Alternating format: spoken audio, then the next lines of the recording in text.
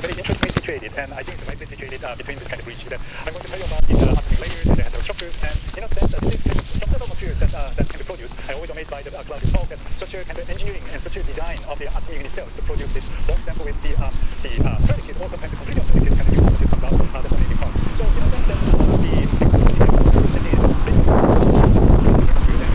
simply into the two-major structures or the major structures and try to provide additional functionality. And sometimes we know that our unit cell or our basic cell is coming from the atomic layer and stack that to the 43-dimensional structures. And sometimes those kind of structures doesn't have even the PVD steel or the PVD steel, which goes hand in hand with the three-dimensional structure that are by the Mount Shell, that where you see that. So those quantity steel or PVD steel also plays kind of important role. So the atomic layer is already in technologies and everybody's pockets and computers. So you see that it's all the modern technology actually relying on now is that controlling the atomic levels of these structures. Already all the gate dielectric and the CMOS, and you need almost atomic level of the controlling of the layer of the engineering. Of course, over the past centuries also, happened. Nice to be here. First, I'd like to thank Paul for the opportunity to speak in this symposium. It's really quite an honor, so thank you. My talk marks a bit of a change to the topics that we've heard about. We're going from periodic to amorphous systems. That's the first change. I'm going to tell you about one more. I'm going to tell you about some really interesting glasses that we can make, and about how we can use these materials to really understand the physics of amorphous packing. And I'll tell you what I mean by that. The second change is that instead of talking about Lego, we're going to talk about oranges. So I want you to look at these two pictures of oranges. I'll tell you what I see on the right side. I see sort of a boring local packing in which there's really only one way of arranging the oranges. And on the left side, I find many, many different varieties for local packing. And so the left side is sort of a crude model for a glass. I'm going to talk about glasses made of molecules rather than oranges. But it's interesting that this chaotic packing that we see on the left is actually better for many applications. And that provides an interesting motivation to see whether we can make better amorphous packing. So let me just give you a couple of examples of where amorphous packing works really well. So one of them is astronomy. We would not know about the existence of other galaxies without glass. You need glass for mirrors and for lenses. And this is a picture of the Hubble telescope mirror. So glasses, in spite of their local disorder, can be spectacularly homogeneous on a macroscopic scale. And that's why they make excellent mirrors and lenses. There's another interesting property. Often you can mix 2, 3, 4 different components together and still get this macroscopic homogeneity. This is really unusual to be able to do that in a crystal. And that property was used here for the Hubble telescope mirror to adjust composition to create essentially zero thermal expansion coefficient. So that's really important for this application where the temperature changes a lot. So these are two of the important.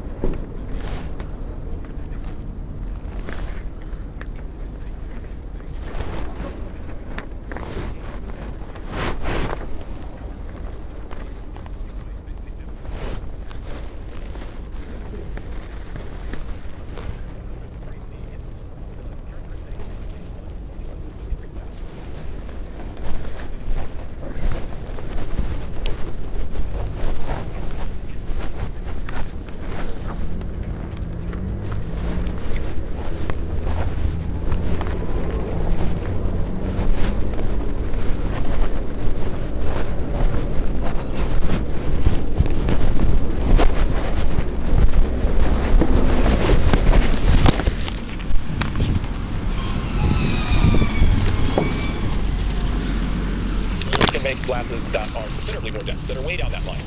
And these are materials that are absolutely inaccessible by cooling a liquid, because the gap between those two red lines, that's a factor of 100 in terms of time. And so you can quickly work out that in order to get down to where the end of that green arrow is, it would take at least 1,000 years, maybe 100,000 years of slow cooling in order to get there. Okay, so we're going to find a way to get there. We're going to ask, how are the properties of that amorphous package different than the one that we usually get by cooling a liquid?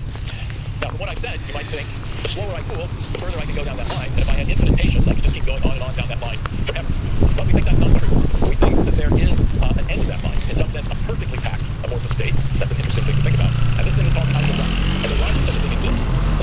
So here's some experimental data for another model system, which is just representative of the glass layers. And this is the entropy plotted as a function of temperature. So what you notice is that if you cool down the supercooled liquid along that blue line, the glass transition, if you can cool it more and more slowly, then by extrapolation, we'd expect to follow the dashed blue line. But there's all sorts of trouble coming if we do that. We're certainly not going to get very far below the okay? And so there really is, we can't just continue to extrapolate. And this point was made by Walter Houseman about 7 decades ago, so we did this point in Houseman temperature. And we think about ideal glass packing as really being defined by the vanishing of the configurational entropy of the cooled system. So even though you might think you're never going to run out of ways of packing those molecules that are amorphous, in fact, the system is telling us that you are going to run out of ways to do that. And there's a theoretical construct, there's a prediction for a random first-order transition to occur near the Houseman temperature. There's a lot of interest in that, a lot of recent theoretical activity, but if you have to get, you're just never going to get there if you have to get there by cooling a liquid. So fortunately, we have other options. So I'm going to talk to you about another way of making a glass, and this is called physical vapor deposition. And it's shown there on the right side. We have molecules that rain down from the gas phase onto a substrate. The temperature of the substrate is controlled to be, say, something like 85% of the glass transition temperature. And so here's experimental data for another model system in the Betheson. We deposited a film that's about 600 nanometers thick, and then we measured its thickness, and we changed the thickness as a function of temperature. Well, we cycled the temperature up and then down. So if you notice on the top of the plot, the orange, red, and green curves, that's exactly what I showed you back in Glasses 101. That is, the slower you cool, the more dense the glass is. The surprising thing is that this vapor deposited glass, which took less than an hour to prepare, is quite thin. That is, it has quite high density compared to those liquid-cooled glasses. And again, if you work out roughly how the number of decades required to get down to that blue line, it works out to at least 1,000 years of slow cooling in order to get to that density. But nevertheless, vapor deposition gets you there in less than an hour. And so eventually we figured out what the trick was. The surface of organic glasses can be really highly mobile. They can be molecules in the surface can be fusing 10 to the 8 times faster than they are in the water. So if we park this substrate, say at 85% of TG, the molecules are coming down such that we're depositing about a monolayer every 10 seconds. For 10 seconds, each set of molecules has a considerable amount of time to sample different ways of packing with its neighbors. And so it's making a lot of progress toward equilibration, even though the temperature is considerably below the ordinary glass transition temperature, where equilibration would be impossible generally. And, of course, the rate that you do this deposition is also important. And if you grew up playing the game Tetris, you'll immediately understand how this works, that when molecules are coming down more slowly, the opportunities to find good packing is a lot easier to make a well-packed material. So we're quite confident that this explanation correctly describes how we can make those dense glasses. These results are supported by computer simulations from Juan Pablo's group on the left side, actually depositing coarse-grained molecules, showing that mobility at the surface can give rise to low-energy and kinetically stable glasses. And on the right side, Louis de Verdier, the deposition rate in a deposition experiment is exactly analogous to the cooling rate. It's just that there's a large factor of speed up in your ability to make low-energy structures by this route. Okay, so I want to show you that this scheme allows us to make this state. And I'm going to show you some experimental data here for a molecule, ethylbenzene, structure shown there. These are experiments done by Ishii's group in Japan. Okay, this is going to be hard. I'm going to have to use the laser pointer here, I think. Oh, I think maybe try the one in my pocket here. Okay, so hopefully you can see that line. This is a plot of enthalpy. It is the enthalpy of the supercooled liquid here. This line is an extrapolation of the supercooled. A few kelvin per minute. What they were able to show is that by vapor depositing here, here, and here, they can make materials that have the enthalpy expected for the equilibrium supercooled liquid down to considerably lower temperatures. And now for this system, other workers have identified the temperature at which by extrapolation, the configurational entropy would go to 0, and that would be this point here, which is literally the end of the line for the liquid state.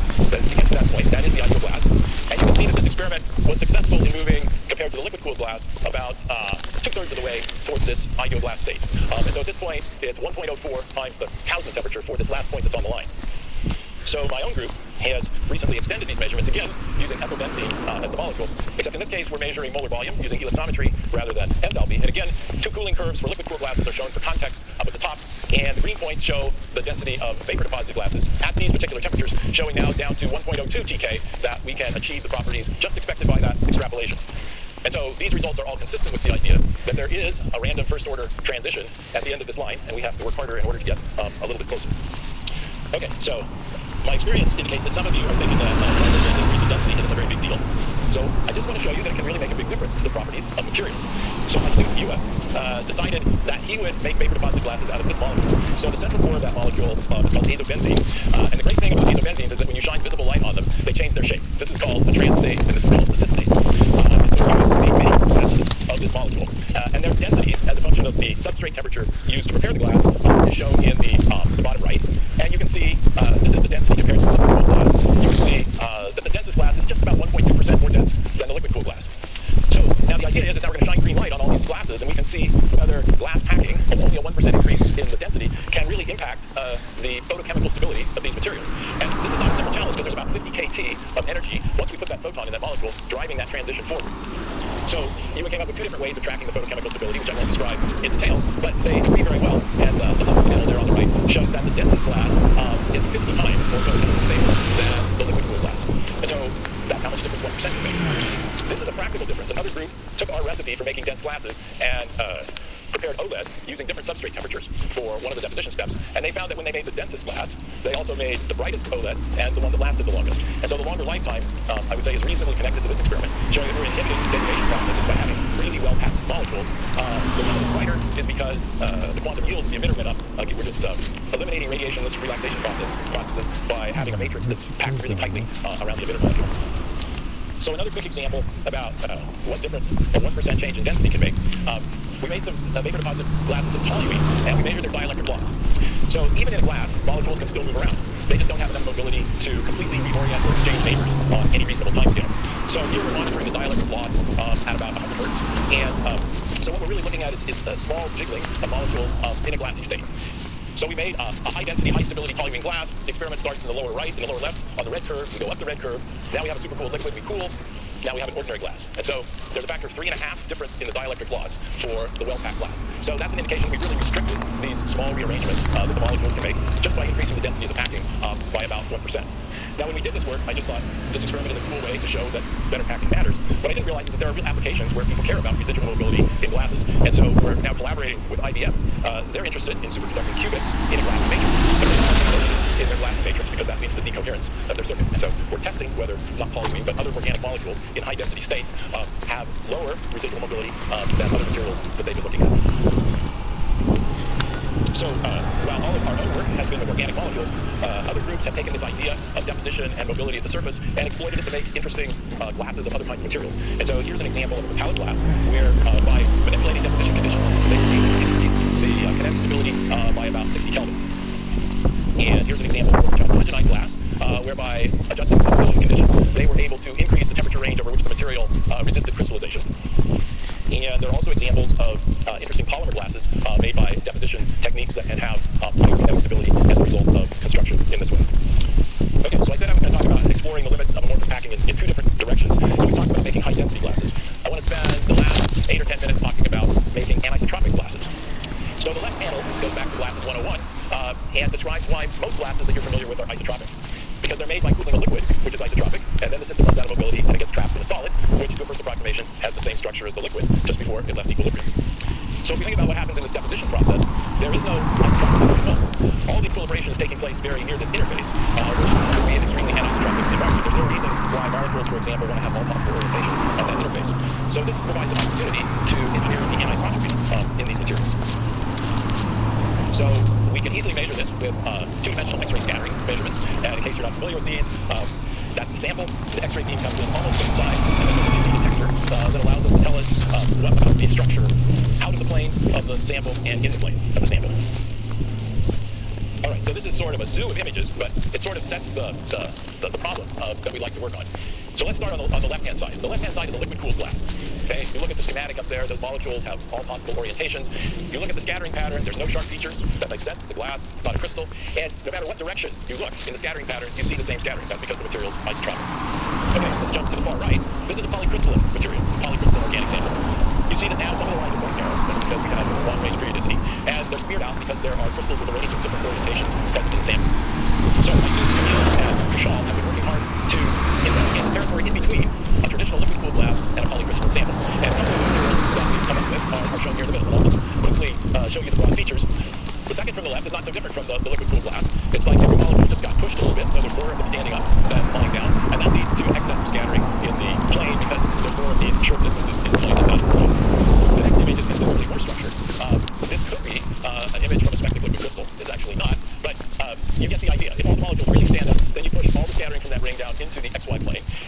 case, because now the molecules have some planes, you get 1, 2, 3 orders of diffraction that tell you about how sharp those planes are and what the spacing is.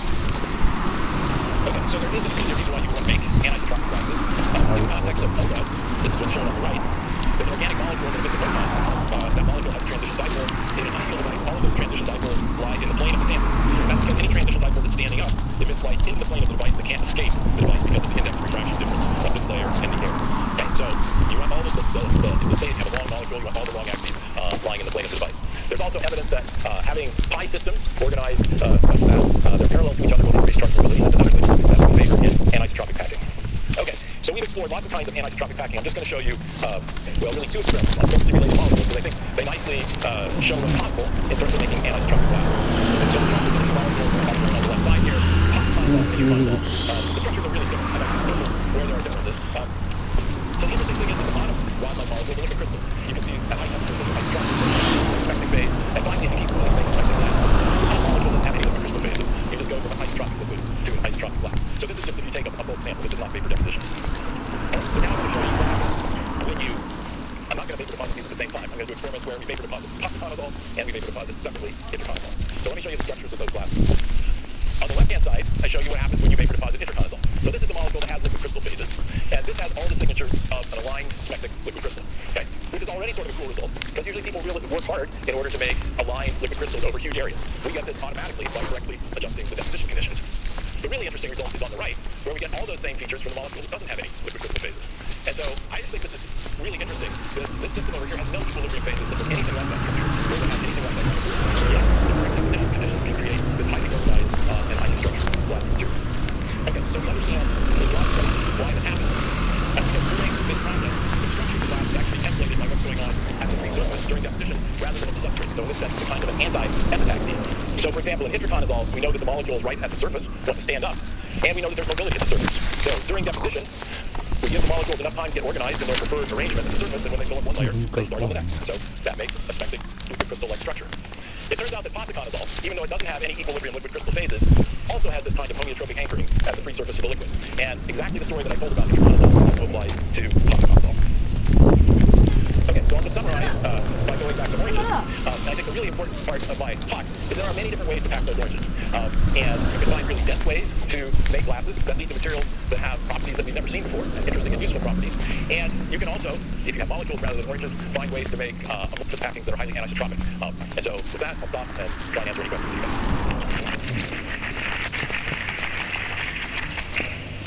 Wonderful. Any questions? Yes, there, please. Hi, over here. Yep, over here to the front. Right here. Yeah, thank you for the great talk. So today we talked about glasses sort of active materials, and we sort of were agnostic to the specific molecules we're looking at. I'm wondering what your thoughts are on, amorphous materials of varying elements have different properties, and are these things supposed to be universal, or do we really get fundamental differences depending on the element involved? Maybe I'll just make a few comments about that. I'm going to start with our experiments with the vapor deposition.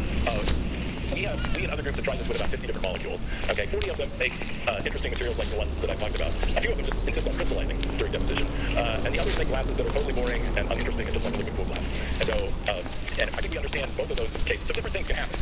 But for many organic glasses, there's enough mobility at the surface in order to access these unusual states by deposition. So maybe that's partly answer your question. Yeah, I was just curious about, do the specific molecules and does the stoichiometry matter basically? So certainly the highly structured smectic glass, like glasses that I showed at the end, are not generally going to be what you get when you vapor deposit organic molecules. But what it's all going to depend upon is what the molecules want to do at a liquid surface. And so I would say at this point, this is a limitation for what we're doing, is we don't have a way of